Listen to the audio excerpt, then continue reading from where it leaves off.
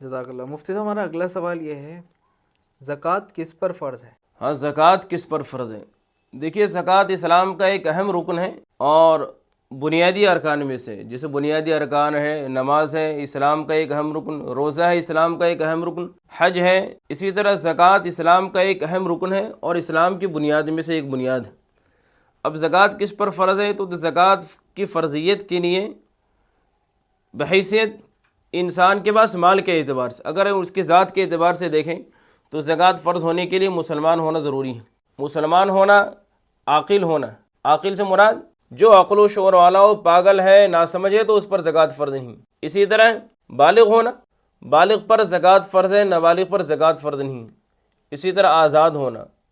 غلام پر زکوٰۃ نہیں، آزاد پر فرض ہے، اور اسے زکوٰۃ کی فرضیت کا علم ہو اسے انسان کو کہ میرے اوپر زکوٰۃ فرض ہے۔ تو یہ انسان کی ذات کے اعتبار سے یہ شرائط۔ اب مال کے اعتبار سے کہ بھئی مال کس قدر مال ہونی چاہیے زکوٰۃ کی فرضیت کے لیے، تو جس کے بعد 52.5 تولہ چاندی ہو یا 7.5 تولہ سونا ہو، یا اتنی رقم ہو کہ جتنی رقم سے آپ 52.5 تولہ چاندی خرید سکتے ہیں۔ اس کی مثال میں آپ کو دیتا ہوں، یہ دیکھو 3 انگلی ہیں، 3 راستے، ایک راستہ یہ ہے، ایک ہے، یہ راستہ چاندی، اسے چاندی مان لیں، اسے سونا مان لیں، اور اسے رقم۔ اب یہ تینوں چیزیں اگر کسی کے پاس خالی چاندی ہو، سونا نہیں ہو، تو خالی چاندی کی مقدار ہونی چاہیے 52.5 تولہ چاندی۔ 52.5 تولہ چاندی گرام کے اعتبار سے 612 گرام، 360 ملی گرام چاندی۔ جس کے پاس خالی چاندی ہو تو چاندی کی مقدار یہ ہے۔ اب کسی کے پاس چاندی نہیں، خالی سونا ہے، تو اگر ہم سونے میں دیکھیں گے، خالی سونے میں، تو جس کے پاس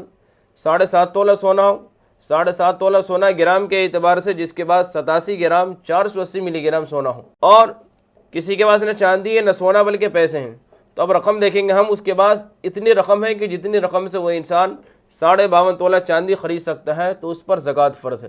اب یہ 3 الگ الگ چیزیں آ گئی، لیکن کسی انسان کے پاس تھوڑی سی چاندی ہو، مان لیجیے 20 گرام چاندی ہو، یا چاندی کی مقدار 52.5 تولہ چاندی ہے تو کسی کے پاس 20 تولہ چاندی ہو، سونے کی مقدار جو ہے 7.5 تولہ سونا تو کسی کے پاس 3 تولہ سونا ہو۔ 20 تولہ چاندی اور 3 تولہ سونا، چاندی بھی پوری نہیں ہو رہی ہے اور سونا بھی پورا نہیں ہو رہا۔ یہ ذرا مسئلہ غور کریں اس کے اوپر کہ چاندی پوری نہیں ہو رہی ہے اور سونا بھی پورا نہیں ہو رہا ہے، اور اس کے بعد کچھ رقم بھی ہو، مان لیجیے 10,000 یا 5,000، تو اب تینوں کو ملائیں گے، چاندی بھی ملائیں گے، سونا بھی ملائیں گے اور رقم کو بھی ملائیں گے، اور چاندی سونا بیچنے کے اعتبار سے ہم اسے کس ریٹ میں بیچیں گے، جو چاندی زیور کی شکل میں یا کسی اور چیز کی شکل میں ہے، خرید کے اعتبار سے نہیں، بیچنے کے اعتبار سے۔ اگر بیچنے کے اعتبار سے اتنے پیسے ہو جاتے ہیں، اتنے روپے ہو جاتے ہیں کہ جتنے روپے سے ہم 52.5 تولہ چاندی خرید لیں، اگر 52.5 تولہ چاندی خریدنے کی رقم ہو جاتی ہے آپ کے پاس، تو اس پر زکوٰۃ فرض ہے۔ اور اسی طرح اس مال پر سال گزرنا بھی شرط ہے، مال پر سال گزرنا شرط ہے، اگر مال پر سال نہیں گزرا تو پھر زکوٰۃ فرض نہیں ہے۔ اب سال کے درمیان میں مال گھٹ جائے بڑھ جائے، ایک انسان مان لیجیے آج 12 رمضان ہے، 12 رمضان میں کسی کے پاس 1 لاکھ روپے ہے، اب پورے سال کبھی مال بڑھا بھی کبھی گھٹا بھی، مان لیجیے گھٹے گیا ہو، 1 لاکھ سے 10,000 ہو، 20 سال میں کبھی کچھ رہا ہو، لیکن اگلے سال 12 رمضان کو پھر اگر 1 لاکھ روپے ہو جاتے ہیں، اور حالانکہ صاحب نصاب ہونے کے لیے شاید کہ آج کے دور میں ہمارے یہاں مراد آباد میں چاندی کی جو قیمت ہے تقریباً 75,000 روپے کلو ہے، 75 یا 80 جو بھی، تو میں 80 کے اعتبار سے مان کے چل رہا ہوں، اگر کسی کے پاس 40,000 روپے ہیں تو صاحب نصاب ہے سال گزرنے پر، تو اگر بیچ میں گھٹ جائے بڑھ جائے کوئی بات نہیں، لیکن جس دن سال پورا ہو، سال چاند کے اعتبار سے،